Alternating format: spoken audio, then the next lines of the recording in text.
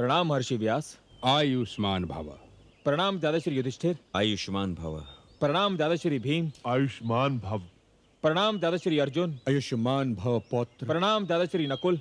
प्रणाम। प्रणाम दादाश्री सहदेव। बड़ा सौभाग्यशाली है आज का दिन, जब मेरा समस्त परिवार मेरे सामने खड़ा है। मुझे गर्व है इस बात का कि मैंने ऐसे कुल में जन्म लिया है जिसने इस युग में सत्य, धर्म और परमवीरता की पताका थाम रखी है। मेरे अहोभाग्य कि आप सब महापुरुषों के एक साथ दर्शन हुए।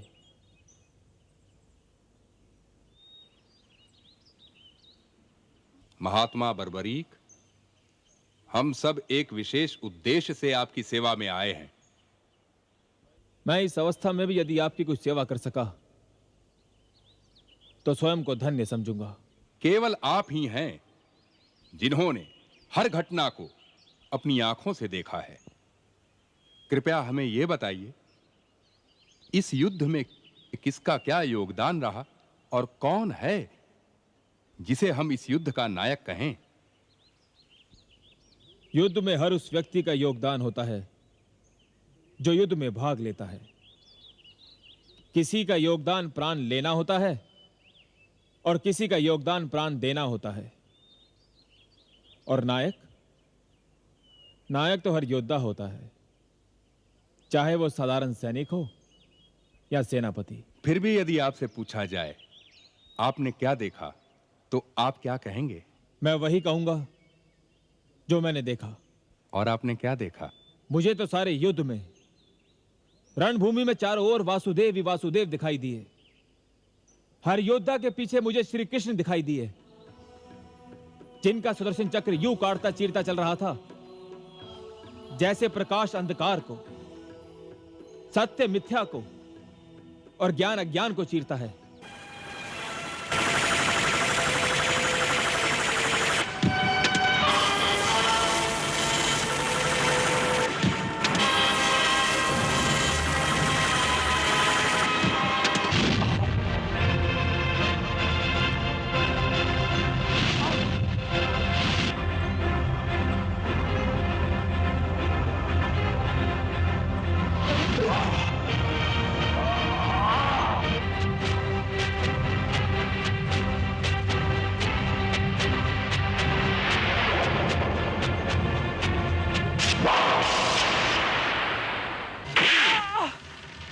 तेरी छाती का लहू पीऊंगा दुशासन।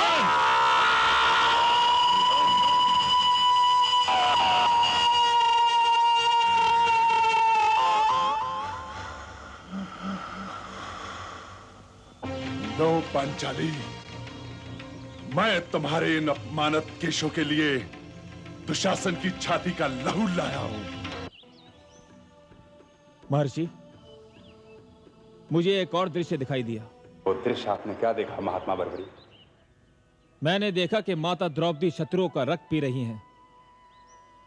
मुझे पहले तो अपनी आंखों पर विश्वास नहीं हुआ, किंतु जब मैंने ध्यान से देखा तो मुझे लगा कि ये माता द्रौपदी नहीं, ये संसार की वो अनगिनत नारियां हैं जिन्होंने मानव जाति को अपना दूध पिलाकर पाला था, पर मानव जाति ने इनका तिरस्कार किया, इनका अपमान किया। वो नारियां जिनका समाज ने निरादर किया, जिनका चीरहरण हुआ, जिन्होंने इस अपमान से इन्हें बचाने के लिए एक एक को पुकारा पर किसी ने इनकी सहायता नहीं की। वो नारियां जो किसी की माएं थी, बहनें थी, बेटियां थी, किसी की पत्नियां थी, जो माता द्रौपदी का रग रग रूप थी, लेकिन जिन्हें केवल विलास की सामग्री समझा गया। मुझे लगा मानव जाति को दूध पिलाकर पालने वाली नारी के अपमान का यही दंड है। बस इसके अतिरिक्त मुझे और कुछ दिखाई नहीं दिया। प्रणाम केशव। पुत्र,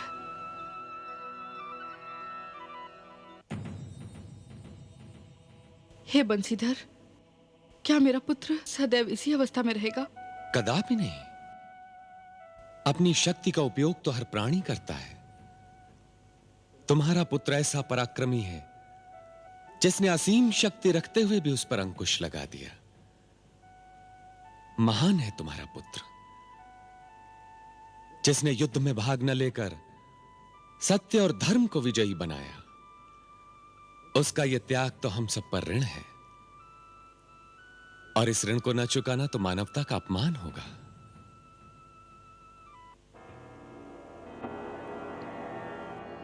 वासुदेव श्री कृष्ण, आपने हमें याद किया। देवी, महात्मा बर्बरीक का धड़ लाया जाए। जो आज्ञा।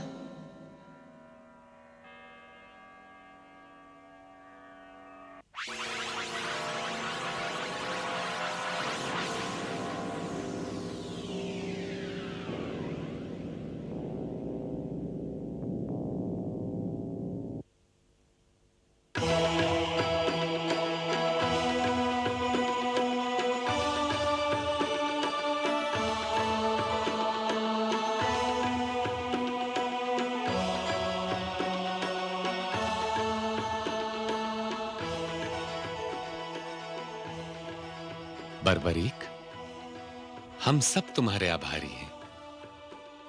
अब अपनी पूर्व अवस्था में आ जाओ।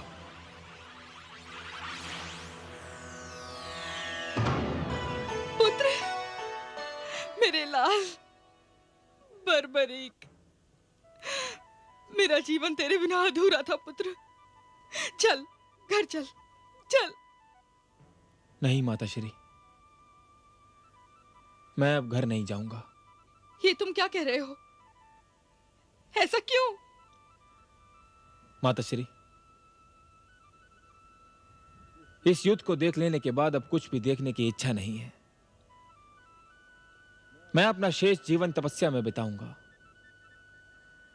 और भगवान से प्रार्थना करूंगा, किसी भी युग में, किसी भी पीढ़ी में किसी को भी ऐसा युद्ध न देखना पड़े, जिस युद्ध में एक ही परिवार के सदस्य एक दूसरे के रक्त में स्नान कर रहे हो।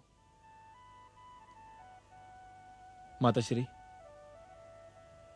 आप घर जाइए। मेरा मार्ग आपसे अलग हो चुका है। ऐसा मत कहो पुत्र, ऐसा मत कहो।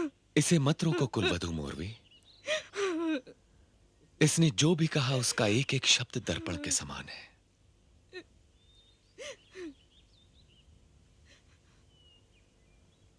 इसे आशीर्वाद दो कि इसकी तपस्या सफल हो और भविष्य में कभी कोई ऐसा युद्ध ना हो जिसमें भाई को भाई का गला काटने पर विवश होना पड़े।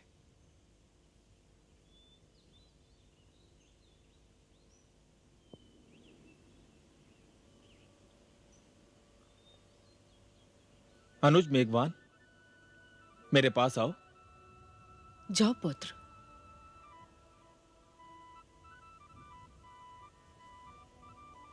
प्रणाम भ्राताश्री। आयुष्मान भव।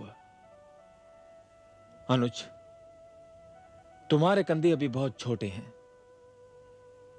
किंतु इन कंधों पर अभी तुम्हें दोहरा भार संभालना होगा।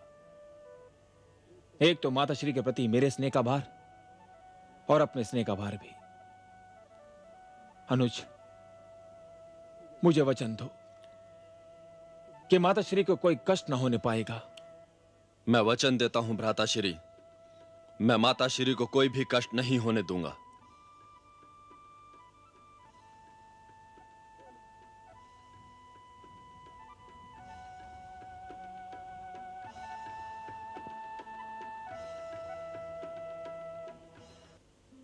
दादीश्री, आपने मुझे धनुर्विद्या सिखाई, इसके लिए मैं आपका आभारी हूं। मैं आपकी सेवा ना कर सका, इसके लिए मुझे क्षमा कर दीजिएगा। मैंने एक बार आपको भी कष्ट पहुंचाया था, किंतु वो तो संभवतः भाग्य का लेख था। यदि वो घटना ना होती तो मुझे अपनी शक्ति का उचित उपयोग करने का मार्ग ही ना मिलता। दादाश्री, मुझे क्षमा कर दीजिएगा। क्षमा कैसी पौत्र? तुम्हारे त्याग ही ने तो आज ये दिन दिखाया है कि हमारी वंश का नाम सारे संसार में जगमगा रहा है। मुझे गर्व है अपने महान पौत्र बर्बरीक पर और पुत्र घटोत्कच पर, जिनके जीवन दान और त्याग ने मेरा सर गर्व से ऊंचा कर दिया है। आयुष्मान भव पौत्र। सर्व श्री पितामह जनों, मैं आप सबका आशीर्वाद लेकर जा रहा हूं, किंतु जाने से पहले एक विनती करना चाहता हूं। विनती नहीं, आप आदेश भी दे सकते हैं। आप तो महात्मा हैं। कहिए, क्या आदेश है महात्मा बर्बरीक? पितामह जनों, युद्ध हो चुका है, रक्तपात हो चुका है, विनाश हो चुका है।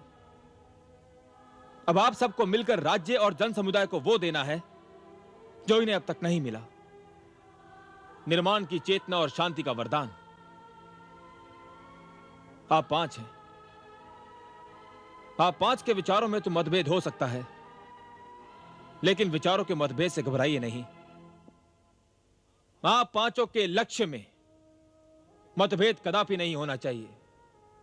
आप 5 का लक्ष्य एक होना चाहिए, राज्य और प्रजा को न्याय देना। आर्थिक न्याय, राजनीतिक न्याय और सामाजिक न्याय। आप सब भाग्यशाली हैं। आप सब के बीच में दादा श्री वासुदेव जैसे मार्गदर्शक हैं। इनके मार्गदर्शन से कभी मुंह ना मोड़िएगा।